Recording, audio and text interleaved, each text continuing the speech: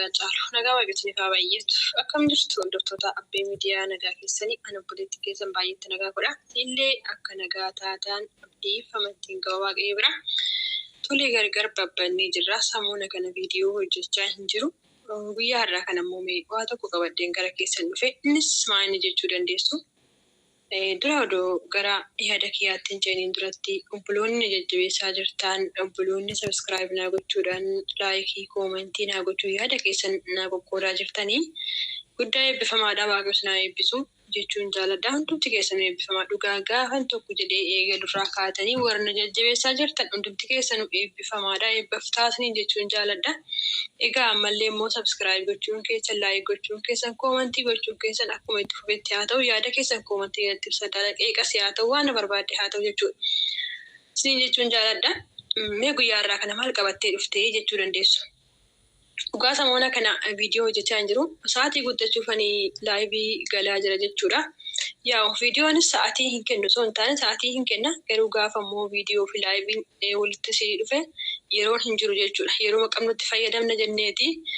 Egaa nama galatoomadhaa warra nu gargaaraa jirtan laayiviis jechuu barbaada. Waaqayyo akka nu milkeessuuf abdii qabna. Mee guyyaa irraa kana maal qabattee dhuftan jechuu dandeessu? Mata-dureen kiyya har'aa iccitii jireenyaa jedha. Iccitii jireenyaa. Mee akhinyatu beeka iccitii jireenyaa. Iccitiin jireenyaa maalidha?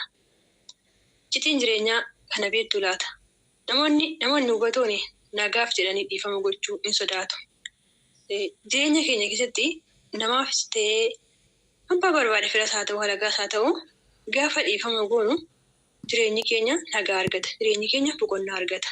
Yeroo mara namaan hin hollamnees haa ta'u waan barbaades haa ta'u amalli keenya amala dhiifamaa yaa qabaatu. Namoonni dadhabooni hiikaa nagaa hin beekan. Hiikaan nagaa garuu maal hojjettanii? Hiikaan nagaa garaa dhiifamaa qabaachuudha. Garaa dhiifamaa qabaachuudha. Beekas ta'e wallaalas ta'e waan barbaadde ta'e gochaa keetti amaniiti nama dhiifama gaafadhu. Dhiifamni iccitii jireenyaa keessaa isa tokkodha. Namoonni waan siin jedhu hin dhabane. Maaliif wanni siin jedhu namni lafa kana irratti baay'eedha. Haa ta'u malee garuu ati itti gaafatamummaa mataa keetii hin qabda miti. Kanaaf akka namni siin jedhu osoo hin taane akka mataa keetti waan jiraattuuf abbaa fe'eef dhiifama gaafadhu. Dhiifamni iccitii jireenyaa nagaadha. Eenyummaa kee namaaf ibsuuf baay'ee hin yaalin. Maaliif namni akka mataa isaatti bula malee akka mataa keetiitti hin bulu.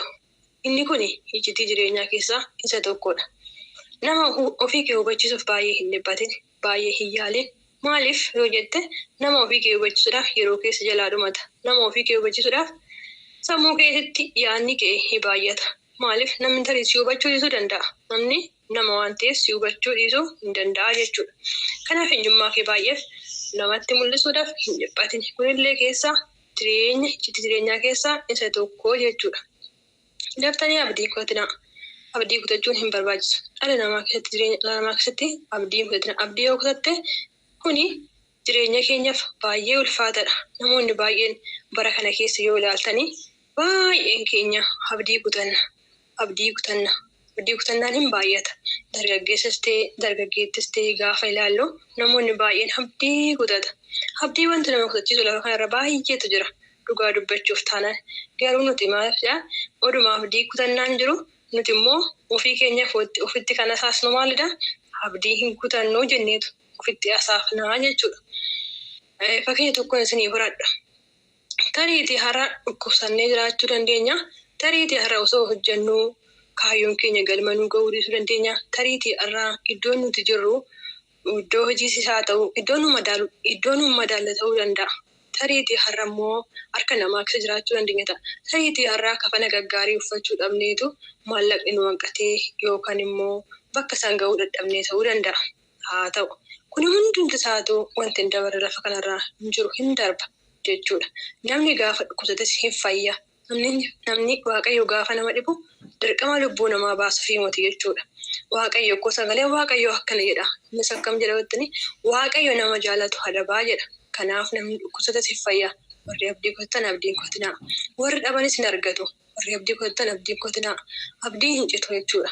Nama irraa abdii gaafa kutanii garuu waaqayyo immoo waaqayyo irraa abdiin hin citu. Namoonni baay'een bara kana gaafa ilaalle abdiin isaanii baay'ee kutamaadha. Kanaaf abdii kutachuun nurra hin jiru. Yeroo baay'ee hara abdii kutannaatti deemna. Tariitii yaallee kaayyoon keenya karoorri keenya galma nu ga'uu dhiisuu danda'a. Garuu guyyaa isaa eeggatee wanti hundinuu galma namaaf hin ga'a. Kanaaf abdii hin kutannu. Iccitii jireenyaa keessa tokko abdii kutachuu dhiisuun iccitii jireenyaa keessa isa guddaa tokko jechuudha. Tarii waa yaaltee ta'uu danda'a. Matumaa yoo tokko bicha yaaltee hin dhiisin irra deddeebiitii yaali. Yaaluun dhumarratti maal fida? Argachuutu jira. Waan barbaaddu san argachuutu jira. Kanaaf yaaluun gaariidha. Dadhabbii hin jira. Waan yaalan keessatti kufaatiin hin jira. Ka'uunis hin jira. Kanaaf akkuma kufaatiin jirummoo ol jechuunis hin jira. Namni kufu malee hin ka'u. Gaafa achii kaatummoo gaafa kuftummoo achitti afuufii miti. Guyyaa isaa eeggatee yeroo isaa eeggatee achii ka'uu ni dandeessa jechuudha. Kanaaf abdii kutannaa keessaa yaa baanuu isin jechuu jaalladha. Inni biroo immoo waan tokko jechuudha. Gara bal'ina qabaachuu qabna. Nama wajjinis jiraachuudhaanis ta'uu danda'a. Hojii nama hojjennus ta'uu danda'a. Waan barbaanne yoo ta'e garaa bal'ina qabaachuu qabna. Dhugumaan isin garaa namoonni tokko garaa bal'ina hin qabaanne yoo ta'e gara bal'ina hin qabaanne yoo ta'e gara bal'inni ogeessa nama taasisa. Garaa bal'ina gaafa qabaanne waan hundumarrattu jabina argannaa, ogummaa argannaa. Bakka wanta yaadne sana gaafa garaa bal'anne gaafa obsa qabaanne bira geenye jechuudha. Gatiin garaa bal'inaatii fi gatiin obsaa baay'ee guddaadha jechuudha. Kaayyoon keenya galma nuu ga'a, karoorri keenya galma nuu ga'a. Yoomiyyee yoo ta'e bakka jirrutti garaa bal'achuun akkasuma obsa qabaachuu hin dagannu. Kunis gatii jireenyaa keessaa gatii guddaa qaba jechuudha. Ara tariitii wanta itti gammachiisu jiraachuu wanta jireenya keessatti garuu wanti itti gammadan immoo maalidha? Waaqayyoodha. Namoonni baay'een bara kana keessa odoo maalitti gammaddaa jedhaniini dhugumaan isin jedha. Anuma mataa kiyyarraa hin ka'a. Waan qabeenya kiyyatti hin gammadan jedha. Garuu akkasii miti. Kan itti gammaduu qabnu Waaqayyoodha.